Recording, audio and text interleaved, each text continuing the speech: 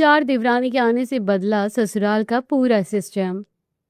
वैशाली, अभी तक मेरी चाय नहीं आई है, कहाँ मर गई हो, टाइम हो रहा है।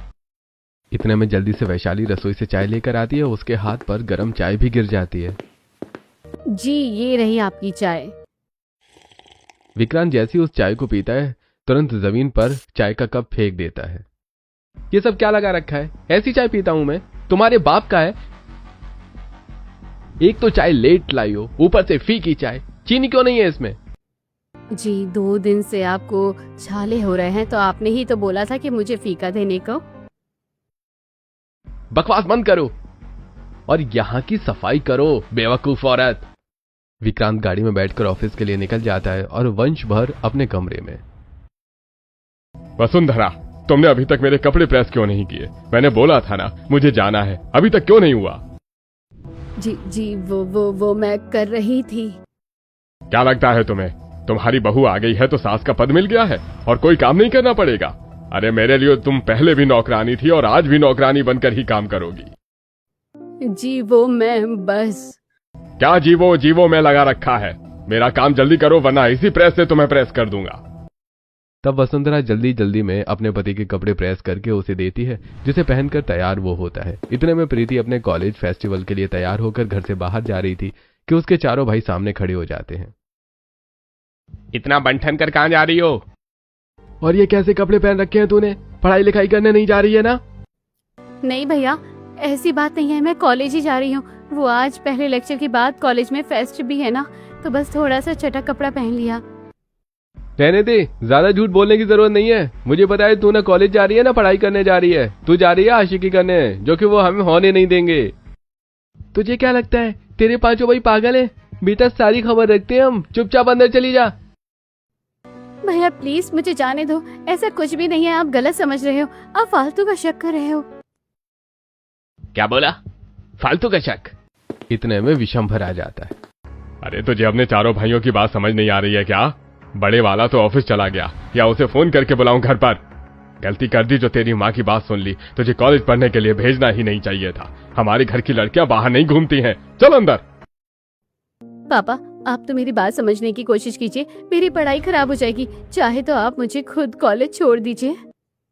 और मेरे जाने के बाद यहाँ से भाग गई तो मैंने कह दिया ना अंदर जा, मतलब जा। आज के बाद कॉलेज जाने की जरूरत नहीं है। अब से तेरे काम भी चूल्हा चौका संभालना है। इसीलिए जा और हम चारों भाइयों के लिए कॉफी वॉफी लेकर आ, और हमें भी जाना है ऑफिस। नंद रोते हुए रसोई में चली जाती है। दूर खड़ी डरी सहमी सास बहू सब सुनते हैं। तीनों रसोई में काम कर रही होती हैं और उनकी आंखों में आंसू होते हैं। माँ जी, हमारी जिंदगी के हिस्से में कब तक आंसू बहाना लिखा है? क्या इस घर के मर्द कभी हमें नहीं समझेंगे? मैं हैरान हूँ, आपके और मेरे साथ तो होता ही है, प्रीति को भी वो समझते नहीं है। आपने कभी कोशिश नहीं की क्या माँ जी? कोशिश तो मैं बहुत की हूँ बहू। शादी करके आई थी तब से ही इन्होंने मुझ पर दबाव डालना शुरू कर दिया। मुझे लगा बच्चे हो जाएंगे तब ऐसा करना छोड़ देंगे, लेकिन बच्चे बड़े हो गए, फिर तू आ गई, लेकिन जरा सा भी इनका नरम मिजाज नहीं हुआ। भाभी, आज भी पापा माँ को पैरों की जूती समझते हैं। मैंने तो ऐसा कुछ नहीं किया है, तब भी मेरा कॉलेज जाना रुकवा दिया। पता नहीं इस घर का सिस्टम कभी बदलेगा या नहीं। अब तो मुझे घुटन होने लगी है। हाँ प्रीति, कॉफी दे आओ वरना फिर चिल्लाते फिरेंगे चारों भाई। हाँ। तब प्रीति चारों भाइयों को कॉफी दे देती है। कॉफी पीने के बाद वो अपने पिता विशंभर के साथ काम पर चले जाते हैं और शाम को हल्की बारिश होने लगती है और सारे मर्द घर आ जाते हैं। तब विक्रांत चिल्लाकर, अरे कहाँ मर गई हो? पता नहीं है क्या? मैं ऑफिस से घर आ चुका हूँ। मेरी टाई खोलो, नाइट सूट निकालो और खाना लगाओ। विक्रांत की आवाज सुनकर ही वैशाली सहम जाती है। वो दाल फ्राई कर रही होती है कि तेल उसके हाथ पर छलक जाता है। माँ जी, बहुत तेज दर्द हो रहा है, आई जी बस। वैशाली इतना कहती है कि विक्रांत वहीं जाकर उसके बाल पकड़ लेता है। क्यों वैशाली, आजकल तुम्हें मेरी बात समझ नहीं आ रही है? बहुत मेरी बातों को काटने लगी हो। देर से किया काम मुझे बिल्कुल पसंद नहीं है। You get that? तब सास अपने बेटे के हाथ से बहू का बाल छुड़वाते हुए, अरे तू पागल है क्या? छोड़ बहू के बाल, जरा देख तो। तेरी आवाज लगाने के चक्कर में वो एकदम से डर गई, उसका हाथ जल गया। तेरे पास ही आ रही थी वो। हाँ विक्रांत जी, मैं आप ही के पास ही आ रही थी। हाँ तो जली अपनी मर्जी से जली है, मैंने नहीं किया ना। और माँ, अब पति पत्नी के बीच में क्यों घुसती हो आप? 10 बार बोला है, मैं इसके साथ कुछ भी कर सकता हूँ, इसका पति हूँ, मेरे मैटर में टांग मत अड़ाओ। शर्म कर ले, अपनी बीवी के साथ तू क्या करा है? ये बेचारी दिन रात तेरे आगे पीछे घूमकर तेरी सेवा करती है, उससे 2 शब्द पूछ लिया कर कि कैसी है। क्यों पूछूं? जब तक मैं इसे मरने के लिए नहीं कह देता ये मर भी नहीं सकती। इतना बस चलता है मेरा इस पर। आओ तुम कमरे में, मैं तुम्हें बताता हूँ। विक्रांत यह कहकर गुस्से में वहां से चला जाता है और वैशाली और ज्यादा डर जाती है। तब वसुंधरा उसे गले से लगाती है। माँ जी, कमरे में नहीं जाऊंगी। माँ जी, मैं कमरे में नहीं जाऊंगी, वो मुझे मारेंगे। कुछ नहीं होगा, घबरा मत, मैं तेरे साथ हूँ ना। अगली शाम को पांचों बेटे और ससुर पीकर आते हैं। वैशाली के दरवाजा खोलते ही विक्रांत लड़खड़ा जाता है। खुद को संभाल नहीं पाता, सोफे से लड़खड़ा जाता है तो वैशाली का हाथ मरोड़कर गुस्सा करता है। जाहिल औरत मुझे संभाल नहीं सकती, हाँ? तो किसी काम की नहीं है। विक्रांत जी, मेरा हाथ छोड़िए, मैं आपको संभालने ही वाली थी, लेकिन तब तक आप सोफे से टकरा गए। बकवास बंद कर। प्रीति, जल्दी से दरवाजा बंद कर, बाहर वाले लोग तमाशा देखेंगे वरना। माँ, हमारी भी शादी करवा दो ताकि हमारी बीवियां हमें संभाले। हाँ माँ, हमें भी अभी भी शादी करनी है, मेरे लिए लड़कियां ढूंढो। तुम्हारा दिमाग खराब है? एक तो तुम्हें औरतों की इज्जत करनी नहीं आती और अपनी बहुओं को और बुला ले ताकि तुम उनकी जिंदगी भी नरक बना दो। वसुंधरा, अपनी औकात मत भूलो कि क्या है। ये मत सोचना पति ने और बच्चों ने पी रखी है तो कुछ भी करोगी। इसकी शादी होगी मतलब होकर रहेगी, चाहिए जैसे भी सही। घर की औरतों को तो झुकना ही होगा। हे भगवान, न जाने आगे क्या क्या होने वाला है इस घर में। मेरे तो गम भी 1 पे 1 है फ्री। मैं कल यहाँ था, यही हूँ, आज भी, कल भी मिलूंगा तुझको इसी बार में। ओ हैप्पी आवर में, ओ हैप्पी आवर में। नाचते नाचते सब वहीं लुढ़क जाते हैं। तब घर की तीनों औरतें उन सबको बारी बारी से कमरे में ले जाती हैं। बाप रे, ऐसी उनकी बॉडी कितनी भारी लग रही है, कमरे तक ले जाना मुश्किल हो रहा है भाभी। हाँ, लेकिन हमें करना पड़ेगा। अगले दिन घर के सभी मर्दों को हैंगओवर होता है तो और ज्यादा चिल्ला रहे होते हैं और उन्हें खाना देने के बाद वसुंधरा मंदिर जाकर पुजारी से 4 लड़कियों की बात करती है। हे भगवान, मेरे घर में जैसी भी बहू आए, घर के हालात बदल जाए, उनके इस घर में अच्छे पांव पड़े। तब पंडित चारों लड़कियों की फोटो दिखाता है जो कि बहनें होती हैं और 4 दिन बाद ही वसुंधरा अपने चारों बेटे और पति को लेकर अमीर लड़कियों के घर पहुंच जाती हैं, जहां चारों लड़कियां संस्कारी कपड़ों में उनको नींबू पानी, मीठा और स्नैक्स सर्व करती हैं। ये लीजिए, बहुत टेस्टी बना है।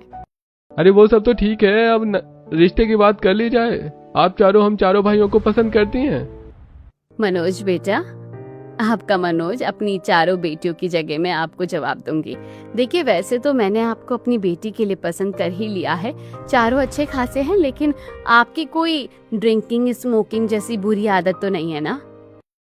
नहीं नहीं, हम तो 10 मीटर की दूरी पर खड़े होते हैं, जिसके पास से भी स्मोकिंग की स्मेल आती है। सही है, और क्या क्या खूबी है, मेरी बेटी को आप चारों खुश तो रखोगे ना? देखिए, उन्होंने कभी ज्यादा काम वाम नहीं किया है और बहुत फूलों की तरह पाला है हमने अपनी चारों बेटियों को। अरे आप चिंता मत कीजिए माँ जी, हम भी आपकी बेटी को फूलों की तरह रखेंगे और हर वीकेंड पर या महीने में घूमने ले जाएंगे, किसी चीज की कमी नहीं होगी। मुझे बेचारी बहू और उसकी माँ पर तरस आ रहा है।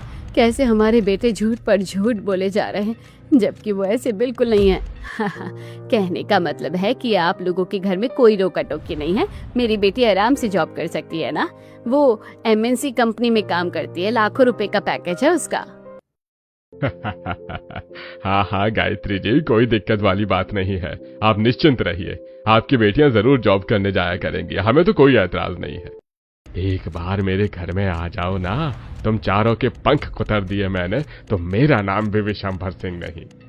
और फिर मीठी मीठी बातें करके लड़के वाले लड़कियों को फंसा लेते हैं। 4 हफ्ते बाद ही उनकी शादी का मुहूर्त निकलता है, जिस दौरान घर में बहुत शॉपिंग और खर्चा होता है। चारों लड़कियां अमीर घर की थी, इसलिए एक्सपेंसिव लहंगा खरीद देती हैं और फिर चारों बेटों की चारों अमीर लड़कियों से शादी हो जाती है। वसुंधरा बहुत प्यार से उनका गृह प्रवेश करती है। मेरे घर की लक्ष्मी का स्वागत है। भगवान ऐसा चमत्कार करना कि उनके कदम रखते ही इस घर की दशा बदल जाए। हे भगवान, मुझे तो डर है कहीं मेरी जैसी स्थिति ना हो जाए इन चारों की भी। सिस्टम बदलना कान्हा जी। माँ जी, आप किस सोच में पड़ गई? वो हाथ छापने वाली रस्म नहीं होती क्या आपके यहाँ? होती है ना बहू, आओ करो, प्रीति भाभी को हल्दी दे। तब प्रीति हल्दी लेकर आती है। चारों बहू अपने हाथ का छाप चौखट की ओर लगाती हैं। रस्म के बाद सो जाती हैं। अगले दिन चारों बहू स्टाइलिश साड़ी पहनकर रसोई में जाकर पहली रसोई का खाना बनाती हैं, जिससे पूरी खुशबू घर में फैल गई थी, और फिर घर वालों को खाना परोस देती हैं। खाना खाते ही विशंभर, अरे वाह बहू, तुम तो काफी अच्छा खाना बना लेती हो, बहुत बढ़िया। ऐसे में तो पिताजी इनका तोहफा बनता है। हाँ पिताजी, बताइए आप इन्हें दे दें क्या? हाँ बिल्कुल, मेरी बहू को तोहफा दो, आखिर वो नेक की हकदार है। तब विशंबर और उसके चारों बेटे चारों बहुओं को पहली रसोई का नेक देते हैं। अरे इतने महंगे गिफ्ट की क्या जरूरत है पापा जी? अरे बहू, रख ले, ये तेरे पापा जी और मेरी तरफ से है, तुम चारों के लिए। और फिर ये दिन बार बार थोड़ी ना आते हैं। आप लोग ये भी बता दो, शाम को आते वक्त हम आपके लिए क्या लेकर आए? मौसम अच्छा है, कुछ ना कुछ तो खाने का मन करता ही होगा। नहीं नहीं, हमें कुछ नहीं चाहिए। बाप रे, इतने बेकार देवर जी इतनी अच्छी एक्टिंग कैसे कर लेते हैं? थोड़े दिनों में मेरी चारों देवरानी को इन सब की असलियत पता चल जाएगी। इतनी शुगर कोटिंग करने की इन लोगों की हैसियत नहीं है। 3 दिन गुजर जाते हैं। ससुर से लेकर पति तक सब घर में अच्छा बनने की एक्टिंग करते हैं। एक बहू शाम को अपने पति के लिए चाय बनाती है तो दूसरी छत पर ले जाती है, एक बालकनी में ले जाती है, और एक पति उसके लिए गजरा लेकर आता है। अरे अंशुमन जी, इस सरप्राइज की क्या जरूरत थी? और हमारी नई नई शादी हुई है, अब तुम्हें ऐसे सरप्राइज नहीं दूंगा तो क्या दूंगा? चलो तुम्हारे बालों में लगा देता हूँ। अंशुमन उसके बालों में गजरा लगा देता है। अपनी चारों देवरानियों को पति के साथ खुश देखकर वो असहज हो जाती है। अरे दीदी, आप क्या सोच रही हो? आप भी भाई साहब को सरप्राइज हो ना। मेरे पास एक आइडिया है। शिप्रा वैशाली के कान में एक सरप्राइज बताती है। वैशाली अपने कमरे को रोज पेटल और सेंटेड कैंडल से सजाती है और ब्यूटीफुल नाइट ड्रेस पहन लेती है। जैसे पति कमरे में आकर ये सब देखता है तब गुस्से में सब कुछ बर्बाद करके कहता है, ये सब क्या लगा रखा है? और ये तुमने कैसे कपड़े पहन रखे हैं? अपनी औकात मत भूलो कि तुम्हारी इस घर में क्या औकात है। जी, मैं तो बस वो आपके लिए, आपकी खुशी के लिए कर रही थी। हमारी ठीक से बात भी नहीं हो पाती है ना। हाँ, तो तुम जैसी के साथ बात किसको करनी है? हमेशा तेल मसाल पसीने की बदबू आती रहती है। आइंदा से ये सब करने की मत सोचना। खैर, मैं मौका ही नहीं दूंगा। ऐसा कहकर विक्रांत एक मोमबत्ती उठाकर उसके हाथ पर पिघली हुई मोम डालने लगता है, जिससे वैशाली का हाथ जलता है और उसके कमरे से चीख निकलने लगती है। ये चीज उसकी चारों देवरानियों को सुनाई देती है। कमरे के बाहर तो वो इकट्ठा हो जाते हैं। इतने में उनके पति भी आ जाते हैं। अंदर कुछ हो रहा है। दीदी की चीखने की आवाजें आ रही हैं। विक्रांत जी, मेरा हाथ छोड़िए, मुझे दर्द हो रहा है, मेरा हाथ चल रहा है। दोबारा से ये फालतू हरकतें करी ना मेरे सामने तो अंजाम अच्छा नहीं होगा, समझी? अंदर क्या हो रहा है? मैंने तो दीदी को सरप्राइज करने के लिए कहा था, तो भाई साहब बिगड़ क्यों रहे हैं? अरे माची, पापा जी, धनुष। बहू, तुम अपने कमरे में जाओ। ये उन दोनों पति पत्नी के बीच का मामला है, इसमें कोई दखलंदाजी नहीं कर सकता। लेकिन पापा जी, देखना तो चाहिए ना, ऐसा क्या हो रहा है? मोनिका, अंदर चलो, ये सब छोड़ो। सॉरी भाभी, हम चाहकर भी आपको नहीं बचा सकते। तब चारों देवर अपनी पत्नियों को कमरे में ले जाते हैं और सास ससुर प्रीति भी कमरे में सो जाते हैं। वैशाली रोती रहती है। अगले दिन वैशाली से हॉल में सफाई करते हुए थोड़ी सी गंदगी रह जाती है। तब विशंभर, भगवान वैशाली, तुम ये कैसे सफाई कर रही हो? देखो कितनी मिट्टी है। सफाई करने में तो ध्यान होगा नहीं। अभी विक्रांत को बताता हूँ। विक्रांत, जरा अपनी बीवी को देख ले। अपने पिता की एक आवाज पर वो आ जाता है और अपने बाप की बात सुनकर पत्नी पर चिल्लाने लगता है। ये सब क्या हरकतें लगा रखी हैं तुमने? ढंग से सफाई नहीं कर सकती तुम? तुम्हारा ये हाल है तो वो 4 परियां तुमसे क्या सीखेंगी? जी जी, मैं अभी सफाई कर देती हूँ, गलती से रह गया होगा। ये सब सुनकर देवरानियों को बिल्कुल अच्छा नहीं लगता। बस करिए भैया, आप भाभी को बहुत कुछ सुना चुके हैं, वो भी बिना बात के। छोटी सी सफाई ही तो थी, कर लेंगी वो। और क्या इतनी सी बात के लिए इतना बड़ा बहस क्यों? मनोज, धनुष, तुम चारों अपनी बीवी को संभालो, ये मुझसे जुबान चला रही हैं। अब क्या हुआ भाई साहब? एक तो आप गलत बातें कर रहे हैं। अरे चुप करो शिप्रा, तुम्हारी हिम्मत कैसे हुई भैया से इस तरीके से बात करने की? वही तो। और तुम चारों ने ये कैसे कपड़े पहने हुए हैं? तुम्हें जरा भी शर्म नहीं आती है? हैं? जेठ के सामने पल्लू करके रहना पड़ता है और ये साड़ी अपनी जिठानी की तरह पहनने लगो। एक्सक्यूज मी जेठ जी, आप कुछ ज्यादा ही बोल रहे हैं। जब हमारे पति और माँ जी पापा जी को दिक्कत नहीं है तो आपको क्या हो गया है? यहाँ पर सबको दिक्कत है। हमारे घर में बहुएं इस तरीके के कपड़े नहीं पहनती। समझ में आई तो मैं बात। और घर के मर्दों के आगे जुबान भी नहीं खुलती। पापा जी ये सब क्या हो गया आप सबके बिहेवियर को? जब रिश्ता लेकर आए थे तब तो ऐसी कोई बात नहीं थी। वो सब एक नौटंकी थी शादी करने के लिए। हमारे घर की औरतों को इतना ऐसे कपड़े पहनने की इजाजत नहीं है, ना ऐसे बोलने की। भैया से माफी मांगो। जब हमारी कोई गलती नहीं है तो हम किस बात की माफी मांगे? माँ, अपनी चारों नई बहुओं को समझा दीजिए, वरना अंजाम बुरा होगा। बहू तुम चारों माफी मांग लो, मैंने बोला ना माफी मांगो। सास की बात सुनकर ना चाहते हुए भी चारों बहू अपने जेठ और ससुर से माफी मांग लेती हैं।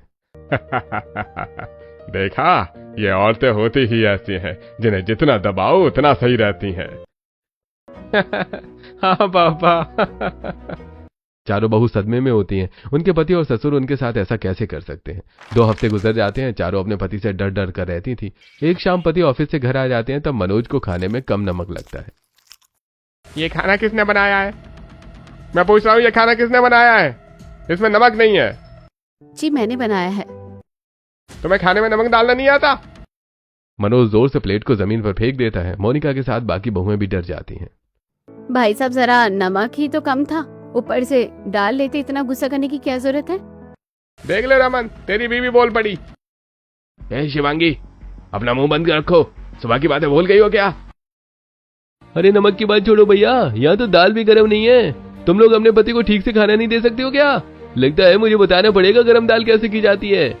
अंशुमन खींचकर नैना को रसोई में ले जाता है और गैस पर उसका हाथ जलाने की कोशिश करता है। इतने में सास आ जाती है। नहीं अंशुमन जी रहने दीजिए। अंशुमन बावला हो गया है क्या? ये तू क्या कर रहा है बहू के साथ?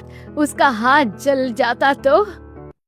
माँ, इन लोगों को अभी से ही काबू में नहीं किया ना तो हाथ से निकल जाएंगी। वसुंधरा जैसे तैसे अंशुमन को भेजती है। फिर प्रीति फोन पर अपनी सहेली से बात करती है। तब धनुष उसका फोन छीन लेता है। बेहोदी, किससे इतना हंस कर बात कर रही थी? तुझे घर से बाहर जाने को मना कर दिया तो घर में ही फोन पर आशिकी चालू कर दी। नहीं भैया, ऐसी बात नहीं है, मैं बस सलोनी से बात कर रही थी। बकवास बंद कर। अपनी सलोनी है या सलोनी, ये तो मैं खुद देख लूंगा। और अब से तुझे अपने पास फोन रखने की जरूरत नहीं है। भैया ऐसा मत करो, आप जो बोलते हैं मैं वही करती हूँ। घर से बाहर भी नहीं जाती, किसी से बात भी नहीं करती, कम से कम सहेली से तो बात करने दो। आवाज नीचे। प्रीति अपने कमरे में जाकर बहुत रोती है। उसकी हालत देखकर चारों भाभियां कांपती हैं और वैशाली पानी लेकर पहुंचती है। खुद को संभालो प्रीति, अभी तुम्हें और मजबूत होना है इन लोगों की डांट खाने के लिए। लेकिन क्यों दीदी, घर के मर्द इतने चिड़चिड़े क्यों रहते हैं? क्यों औरतों को फोन पर बात नहीं करने देते, उनकी मर्जी के कपड़े नहीं पहनने देते और छोटी छोटी बातों पर क्यों लड़ते रहते हैं? सच बता रही हूँ, घर के एक एक मर्द का ऐसा चेहरा देखकर मुझे बहुत इरिटेशन हो रही है। लेकिन तुम चारों अब जो भी देख रही हो, यही इस घर का सिस्टम है जिसे कोई नहीं बदल सकता। क्या इस कहानी में औरतों को कभी इज्जत मिल पाएगी? आपको क्या लगता है? कमेंट करके हमें जरूर बताइए। दीदी, अगर ये सोचते हैं कि हम पढ़ी लिखी गंवार हैं और अपने पतियों के तलवे चाटेंगी तो उनकी बहुत बड़ी गलत सोच है। हाँ, हम ऐसी नहीं हैं। अगर इनको सबक ना सिखा दिया ना तो हम चारों भी आपकी देवरानी नहीं। बहू, तुम इन लोगों से पंगा लेकर अपने पाँव पर कुल्हाड़ी मार रही हो। घर में बहुत कलेश बढ़ जाएगा। कुल्हाड़ी किसकी लगेगी बाजी? अब ये तो वक्त बताएगा। चारों देवरानी गुस्से के आगोश में थी। घर में सारी औरतें घर का काम, झाड़ू पोछा, बर्तन, कपड़े में ही लगी रहती हैं। अगर वो घर से बाहर जाना चाहें तो उन्हें बाहर भी नहीं जाने दिया जाता। दिन गुजरते हैं। एक दिन घर पर रुक्मिणी बुआ आती हैं। तब हाँ, अब तो 5 बहू 5 बेटों का परिवार हो गया है, सब कुछ बढ़िया रहता होगा। और तुम घूमने जाती हो या नहीं अपनी पत्नियों को? ये बेचारी घर में ही काम करती हैं। शक्ल तो इनकी ऐसी हो रही है। बुआ जी, हम तो अपनी पत्नियों से बहुत प्यार करते हैं। उन्हें बाहर खिलाने भी ले जाते हैं और घुमाने भी। और जिस चीज पर हाथ रखती हैं वो दिला भी देते हैं और खिला भी देते हैं। अरे वाह, सही मजे चल रहे हैं तुम्हारे बहुओं। क्यों नहीं इस परिवार के इसलिए हम जानते हैं क्या झूठी शान बना कर रखी है बाहर। बुआ जी चली जाती हैं। शाम को पांचों बहू मिलकर डिनर बना देती हैं और जैसे ही मनोज आता है। क्या हुआ, आप चिल्ला क्यों रहे हैं? मुझसे सवाल कम करो और मेरी जूते उतारो और मेरी नाइट ड्रेस दो। क्या बोला? मुझे कुछ सुना ही नहीं दिया। मैंने बोला मेरे जूते उतारो। अगर ज्यादा बनने की कोशिश करी ना तो कान पर एक रपट मार दूंगा। हाथ लगाकर तो दिखाओ, हाथ ना तोड़ दिया ना तो नाम बदल देना। मैं तुमसे शादी करके आई हूँ, तुम्हारी नौकरानी नहीं हूँ। ये सुनते ही मनोज अपनी पत्नी पर हाथ उठाता है कि मोनिका उसका हाथ मरोड़ देती है। मेरा हाथ। मैंने बोला ना, मुझसे पंगा मत लो। मुझे लगा था प्यार करोगे तो प्यार से समझोगे, लेकिन टेढ़े लोगों से टेढ़ी तरह ही डील करनी पड़ती है। आप जानते नहीं है कि मैं कितने अमीर घर की बड़ी बेटी हूँ और मेरे पापा पॉलिटिक्स में हैं। 1 सेकंड नहीं लगेगा आपको जेल भिजवाने में। हाथ उठाने से पहले 10 बार सोचना। मोनिका, मोनिका ये क्या हो गया? अक्कल ठिकाने आ गई और क्या। वहीं धनुष भी शिप्रा से अपने पैर दबाने की कहता है। तब शिप्रा ऐसा पैर दबाती है कि उसके दर्द होने लगता है। अरे मेरा पैर, अरे तुम्हारी ये हिम्मत, मैं तुम्हें छोड़ूंगा नहीं शिप्रा। हाथ उठाने की गलती की ना। बीएनएस की धारा 85, आईपीसी की धारा 49(8)A के तहत पति द्वारा महिला के साथ क्रूरता करे तो उन्हें जेल हो सकती है। भेजो जेल। पति जी, मुझे गवार समझने की कोशिश मत करना। ऐसे ही बाकी की 2 देवरानियां भी अपने पति की गलत बातों पर आवाज उठाती हैं, जिससे उनके पति डर जाते हैं। क्या उनकी ये औकात कि मेरे बेटों को डरा कर रखेंगी? ये जानती नहीं है कि तुम विशंभर के बेटे हो। इस घर में औरतों को झुक के रहना पड़ता है। विशंबर हो या इडली सांबर, अब मुझे लगता है कि इस घर में सिस्टम बदल सकता है। वसुंधरा कहाँ मर गई? मेरा चश्मा लाकर दो कमरे से और मेरे लिए अपने हाथ की खीर बनाओ। पापा जी, माँ जी की तबीयत खराब है और ये सब चीज आप खुद जाकर कमरे से ले सकते हैं। तुम होती कौन हो बीच में बोलने वाली? उसको तो मैं बताता हूँ। विशंबर गुस्से में कमरे में जाता है जहां आराम कर रही होती है। उसके पास एक बहू होती है जो सिर पर ठंडे पानी की पट्टी रखती है। तुमसे उठा नहीं जा रहा है ना? जानती हो ना मेरा गुस्सा कितना बेकार है। जानती हूँ, बुखार और कमर दर्द बहुत ज्यादा है, उठ नहीं पा रही हूँ। इन फालतू चीजों में ज्यादा डालोगी ना तो यही सब होगा। मुझे पता है, जब से तुम्हारी चारों नई बहू आई है तो मैं शय मिल गई है। क्या तुम इसके पास से निकलो इस कमरे से। पापा जी, आप इस तरीके से ना मुझसे बात कर सकते हो ना मम्मी से। आराम करना उनका हक है, आपके पाँव की जूती नहीं है वो। और अगर आपने कुछ आगे बोला तो सोशल मीडिया पर इतने फॉलोअर्स है कि आपके और आपके बेटे के माइंडसेट की वीडियो बनाकर सोशल मीडिया पर डाल दूंगी। फिर आप और आपके रिश्तेदार और बेटे जाने। चलो, हम सबका खाना खाने का वक्त हो गया है। कौन सा खाना? कैसा खाना? जब तक घर के सारे मर्द खाना न खा ले औरतें खाना नहीं खाती। वसुंधरा, इतना भी नहीं बताया तुमने? अच्छा, औरतें घर का सारा दिन काम करे और आपके झूठा खाने के बाद खाना खाए। क्यों, हमें भूख नहीं लगती? अब से रूल चेंज, जिसको जब भूख लगेगी वो तब खाना खाएगा। यह सुनकर विशंबर को गुस्सा आ जाता है और जब तीनों पत्नियां कमरे से बाहर निकलती हैं तो साइड में उनके चूहे जैसी शक्ल लिए पति डरे हुए खड़े रहते हैं। भैया, हमारी वाली तो अपने असली रूप में आने लग गई है। अगर हमने कुछ किया ना तो या तो ये पुलिस से कह देगी या गुंडों से उठा देंगे। और अब तो सोशल मीडिया की भी धमकी दे दी है वायरल करने की। चारों देवरानियों की वजह से चारों के पति और ससुर डर कर रहने लगते हैं। वो घर में काम करने को कहती है तो काम भी करने लगते हैं, लेकिन जेठ कोई काम नहीं करता। भैया, मैं तो झाड़ू लगाकर थक गया हूँ और अभी तो पोछा भी बाकी है। जो कि तुझे नहीं, मुझे लगाना है। मुझे नहीं पसंद है घर के काम करना। पता नहीं हमारी बीवियां कैसे कर लेती हैं। थोड़ा थोड़ा बुरा लगता है अपनी पत्नियों के लिए। अरे तुम लोगों ने क्या हालत बना रखी है? ये काम घर की औरतों का है, तुम्हारा नहीं। कहाँ मर गई सबके सब? प्रीति, वैशाली, शिप्रा, शिवांगी, माँ, ये काम ये क्यों कर रहे हैं? जी वो दीदी, आपको डरने की बिल्कुल जरूरत नहीं है। बेझिझक अपनी आवाज में बात करो। घर का काम करना सिर्फ औरतों का काम नहीं होता, परिवार के लोगों को भी घर का काम करवाना चाहिए। और जेठ जी, आपको भी करना चाहिए। तुम्हारी इतनी हिम्मत कि तुम मुझसे इस तरह से बात करो? इसीलिए औरतों के समय से पहले पंख काट देने चाहिए, जो कि तुम्हारे माँ बाप ने नहीं किया, लेकिन यहाँ जरूर होगा। विक्रांत टूटने के लिए आता है, कितने में नैना वीडियो बना लेती है। हाँ तो दोस्तों, आप देख सकते हैं कि हमारे बड़े भाई समान जेठ जी अपनी देवरानी पर हाथ उठा रहे हैं। कितने नीचता भरे आदमी हैं ये। अपनी औरतों का सम्मान करना बिल्कुल नहीं आता और ये घर के हर औरत को ऐसे ही गाली देते हैं। अरे भैया, जो ये बोल रही है वैसा कर लो, वरना ये वायरल कर देगी। ये सब क्या लगा रखा है तुमने? तुम चारों को क्या लगता है ससुराल लाकर यहाँ का सिस्टम हैंग कर दोगी? हैंग भी कर देंगे और बदल भी देंगे जेठ जी।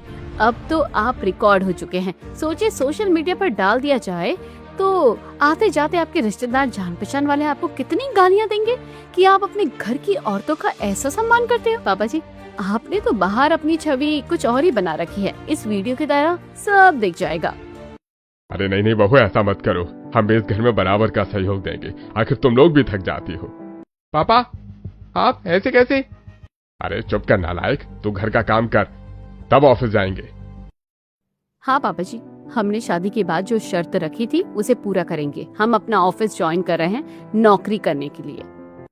नहीं नहीं, ऐसा नहीं हो सकता। क्या बोला पापा जी? आपने वीडियो याद है ना? हाँ याद है, कर लो नौकरी। अरे आप सब डरो मत, आज हम सब शॉपिंग करने के लिए चलेंगे और बाहर खाना खाएंगे जब तक घर ये सब संभाल लेंगे। प्रीति माँ जी, जेठानी जी, लेट्स गो। अजी थोड़े पैसे। ये लो। घर से बाहर काफी समय बाद पहली बार जाती हैं और बहुत शॉपिंग करती हैं। ठंडा ठंडा बर्फ का गोला खाती हैं, बारिश में भुट्टे खाती हैं। वहीं घर पर, पापा आपने क्यों बात मानी? अरे औरतों को रहने दे अंधेरे में, उनके सामने नाटक करेंगे लेकिन उनके पीछे अपनी लाइफ जिएंगे। बहुत जल्द इनके पंख कुतरेंगे। दिन गुजरते हैं। एक दिन मोनिका वैशाली के कबर्ड के ऊपर से खाली अटैची ले रही थी कि उसका फटा हुआ ऑफर लेटर उसके सामने आ जाता है और वो अपने तीनों बहनों को भी बता देती है। फिर वो वैशाली के सामने आते हैं। दीदी ये सब क्या है? आपको गवर्नमेंट टीचर का लेटर आया था और आप बच्चों को पढ़ाने नहीं गए? क्यों? ऐसी जॉब तो बड़ी मुश्किल से मिलती है। अरे ये तुम्हें कहाँ से मिल गया? जानती हूँ, इसके लिए मैंने बहुत पढ़ाई और परीक्षाएं दी हैं, लेकिन तुम्हारे भाई साहब ने शादी के अगले दिन ही मेरा ये लेटर फाड़ दिया था। घर से सिर्फ जरूरत का सामान लाने के लिए निकलने देते थे, वरना वो भी नहीं। इनकी तो ऐसी की तैसी। जब हम चारों नौकरी कर रही हैं तो आप क्यों नहीं करेंगे? आप पढ़े लिखे होने के बावजूद भी इतना दब गई हैं। हाँ, क्योंकि माँ जी और प्रीति भी उनके दबाव में थी।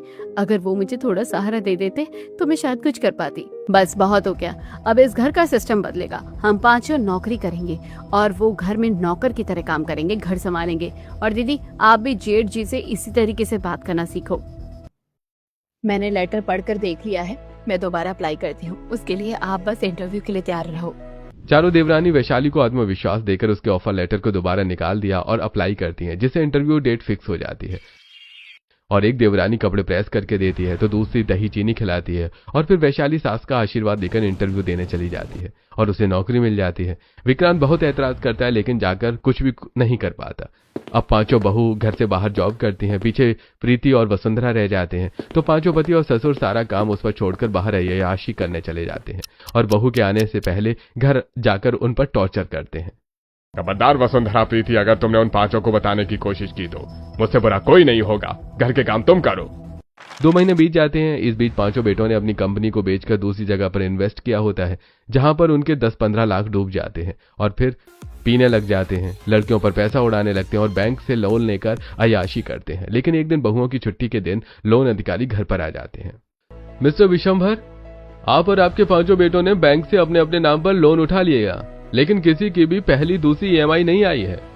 अपने कानून बैंक को धोखा देने की कोशिश की, इसलिए आप 6 के 6 को गिरफ्तार किया जाता है। क्या? कौन सा लोन, कौन सी ईएमआई इंस्पेक्टर साहब?